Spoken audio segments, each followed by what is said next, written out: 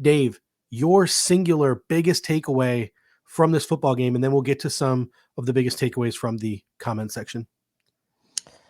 Well, I mean, I think you have to point to the injuries, right? And I think for me, the biggest takeaway coming out of this game is what do the Bills do from here at these key positions as far as trying to stop the bleeding, right? And does that mean that we're going to see Dorian Williams? Does that mean we're going to see AJ Klein at that linebacker spot in place of Matt Milano? I mean, there's a lot of talk about Christian Kirksey maybe coaxing him out of retirement, but to me, that's not really what you're looking for here in this situation, right? Kirksey was more of the guy you thought could be the player that played in place of Terrell Bernard, right, at that spot. So like, I know these guys are somewhat interchangeable, but to me, that's not really an option here. So is it Dorian Williams? Is it AJ Klein? We'll see. And then at the nose tackle position, we don't know how long. We don't know how long Daquan Jones is going to be out. It could be the whole season. Is Poona Ford going to be the guy that steps in there? So to me, the single biggest takeaway is not so much the loss, and we're going to talk. I'm going to talk a little bit more about this in the offense and defense section, but it's how do the Bills adjust from here, and how does Sean McDermott adjust from here, given that this is his defense this year? He's been doing a really good job game to game and calling this defense. And by the way, the defense largely kept the Bills in this game given all the things that were going against them, given all the rushing yards they gave up. They still kept the Bills in this game with some notable takeaways, but the biggest takeaway from the game going forward is now what do the Bills do to replace these guys? Yeah, Matt Milano, season over with a fractured leg. I mean, maybe if by some miraculous way, if everything goes right, he can recover in time to like come off IR like late into the playoffs, like maybe Micah Hyde had a chance to. But I mean, they still need to get in there. They need to scope. They need to see if there's any ligament damage. I highly, highly doubt that we see Matt Milano this season. And I mean, he was an all-pro up there with the likes of guys like Fred Warner. I was so pissed watching the game last night. The NBC put up a graphic of 4 key players who got hurt today, and how does that affect the National Football League? And Matt Milano was not pictured in one of the 4 players on the graphic. Daniel Jones was. I mean, so disrespectful to Matt Milano and the impact that he has had on the Buffalo Bills and the caliber of player he is in the National Football League. You don't replace guys like Matt Milano. You just hope that their replacements don't puke all over themselves. McD made some comments today. He said, hey, it starts in-house and then we'll look outside of our roster for people to come in and try to fill the void left by Matt Milano. Dorian Williams was the first in for Matt Milano. However, after a couple of missed tackles, he was benched. Tyrell Dodson went in. He was certainly not perfect. He did make a couple of plays. His effort on that fumble recovery, just coming out of nowhere to pick it up, was pretty incredible. It'll probably be Tyrell Dodson next week, but long-term, I think the Buffalo Bills should be doing everything in their power to get Dorian Williams ready to fill that role. So over the course of the back half of the season, Dorian Williams should be really starting at that weak side linebacker spot.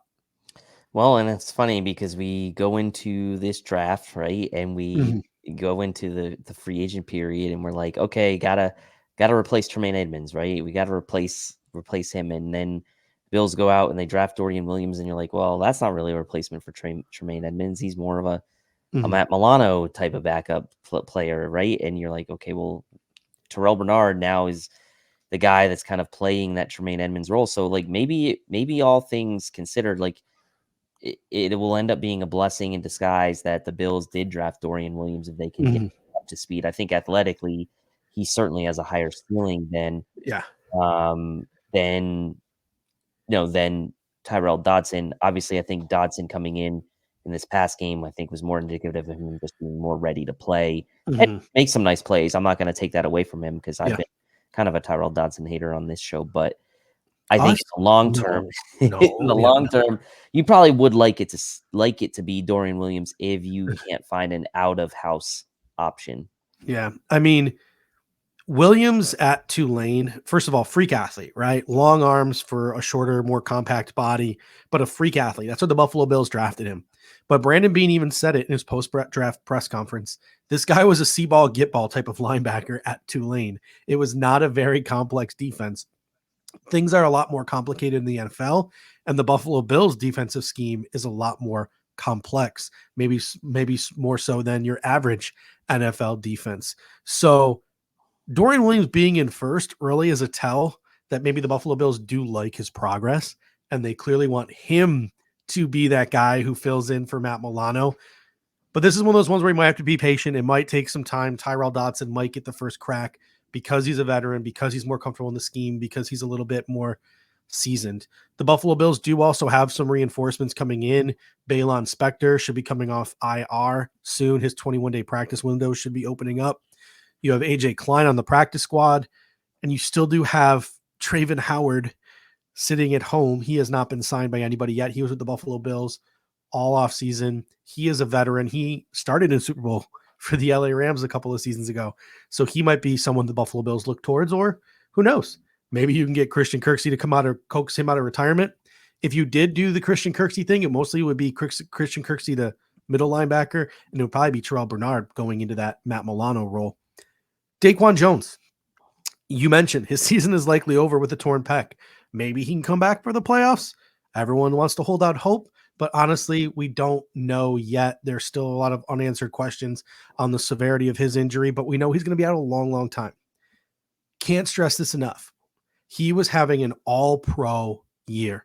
I mean, he was playing at the caliber, the likes of Chris Jones, the likes of Justin Simmons, the likes of Quinnen Williams. He was having that type of an impact on this defense. That's not being hyperbolic. In this 4-game window, that is the impact he was having. And in this 5th game that he played, he literally got hurt making one of those impact plays, just blowing up the running play and taking down Travis Etienne. That's where he got hurt. That's where he tore his pec. On the roster, this is why you signed Poona Ford, obviously. It's been frustrating that he's been inactive for the first couple of weeks of the season, but he's got a clear path to playing time now, and he's obviously going to be the one activated on game day, filling in that role of one tech. What are your thoughts on how we go about filling the void left behind by Daquan Jones? Well, at least you have something, right? You have someone who can play that position this year. I mean, again, Daquan was literally the best tackle in the league so far this year. This is not like trying to find a replacement for Starr, who, you know, was average, I'll say. And like, this is a guy who's playing at the top of his game, statistically, analytically, any factor you want to point to. He was one of the best in the league so far this season. And so you're not replacing him, right? You're hoping that you can find someone adequate enough to get by, right? And I think Poona Ford can be that guy. Obviously, he has been inactive, but obviously that depth that Brandon Beane went out and addressed during the offseason is now going to be tested. And you're going to have the likes of Poona Ford and Jordan Phillips and Tim Settle and obviously Ed Oliver leading that interior group now. You like to think that because you actually now have like a true sort of one tech type of backup, that's going to work out for you. And I'm not saying by any stretch of the imagination that's going to be as good as what Daquan was, but at least it gives you someone with experience. It gives you someone who has been a good run defender in his career. And it's someone that like is a veteran that, you know, can come in and play, even though he's been inactive for the first several games. So it does, it in a way makes you feel good that they're using him, but obviously you don't want to use him under these circumstances. So, you know, catch 22 there. More poor timing for the Buffalo Bills. Eli Anku was claimed off of Buffalo Bills practice squad by the Atlanta Falcons. So our 3rd string one tech is no longer on the roster. So if the Buffalo Bills are looking to add another beefier one tech type to the practice squad, DJ Dale, who was with the team as a UDFA all off season, he has not been picked up by anyone yet. He looks solid in training camp. It just was Eli Anku who's better. They could chase a vet in free agency for the practice squad. I'm not going to lie. I can't say that I have researched any veterans or even gone on Spot Track since yesterday to look, but there's usually always a veteran big guy like Ndamukong, so maybe even off the top of my head, I don't even know if he re-signed with the Eagles, that are sitting out there. And if the Buffalo Bills wanted to pursue them, the money is limited, but who knows? Maybe the Buffalo Bills could pursue a veteran for the practice squad as well, just to have some insurance behind Poona Ford.